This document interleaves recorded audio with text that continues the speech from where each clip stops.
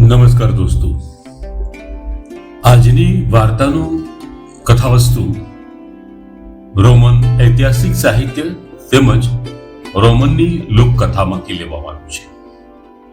મૂળતઃ આ ઘટના ઈસવીસન 269 બનેલી, એટલે કે અંદાજિત 3જી સદીની અંદર એક રોમન સામ્રાજ્યની અંદર વેલેન્ટાઇન નામના એક મહાન પાદરી થઈ ગયા. આ પાદરી અને ખાસ કરીને એને રોમનના સમ્રાટ ક્લોડિયસ ગોથિક સાથે સંઘર્ષ ઉભો થયો હતો. સંઘર્ષનું કારણ આશ્ચર્ય પમાડે એવું હતું. સંઘર્ષનું કારણ હતું પ્રેમ. એ સમયે સમીક્ષકો એવું લખે છે કે જે રોમન સામ્રાજ્યના સૈનિકો હોય છે તેની ઉપર ત્યાંના રાજા ક્લોડિયસ ગોથિકે લગ્ન કરવા ઉપર પ્રતિબંધ આપ્યો અને માનવતા વિરોધી અને સંવેદના વિરોધી આ રાજાના કાયદાથી સેન્ટ વેલેન્ટાઇન એટલે કે આ પાદરી એને આ વાત ગમી ન હતી. એટલે ક્લોડિયસની સામે એને જાણી જોઈને સંઘર્ષ થયો અને એ પણ પ્રેમની ખાતર. ક્લોડિયસની સ્વાર્થ વૃત્તિ એ હતી કે મારા સૈનિકો જો લગ્ન ગ્રંથિથી ન જોડાય તો એનું સમગ્ર ફોકસ, એનું સમગ્ર ધ્યેય, એનું લક્ષ્ય એ સેના અને એના યુદ્ધ જીતવા પાછળ છે. એ લગ્ન કરે તો ઘણી બધી જવાબદારીઓ એની ઉપર આવે અને એ પોતાની એકાગ્રતા યુદ્ધ ક્ષેત્રમાં ના લાવી શકે. આવો એમનો એક વ્યક્તિગત સ્વાર્થના કારણે એમનો આ નિયમ બન્યો હતો અને આ નિયમને આ સેન્ટ વેલેન્ટાઇન એનો વિરોધ કર્યો હતો અને પોતે ચર્ચની અંદર આવા ઘણા બધા સૈનિકોના ગુપ્ત લગ્ન કરાવતા હતા.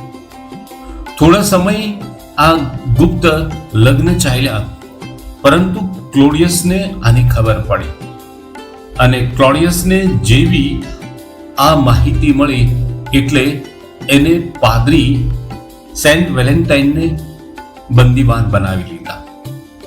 એમને ઘણી બધી યાતનાઓ આપી. એમને લોકોની વચ્ચે પથ્થરોથી માર પણ ખવડાવ્યો. ઘણા બધા પથ્થરો એને સહન કર્યા.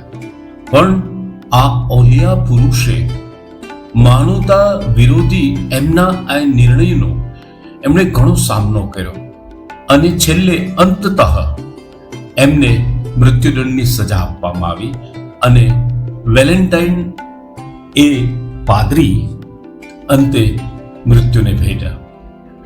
દોસ્તો, 14 ફેબ્રુઆરી આખું વિશ્વ ઉજવે છે, પરંતુ એની પાછળ જે છુપાયેલી કથા છે એ વાસ્તવમાં આ છે કે સેન્ટ વેલેન્ટાઇન માનવ અધિકાર, માનવ સંવેદના અને માનવ સ્નેહને ખાતર આ પાદરી પોતાનું જીવન સમર્પિત કરી આપ્યું અને એમની યાદની અંદર 14 ફેબ્રુઆરી સમગ્ર વિશ્વ ઉજવે છે.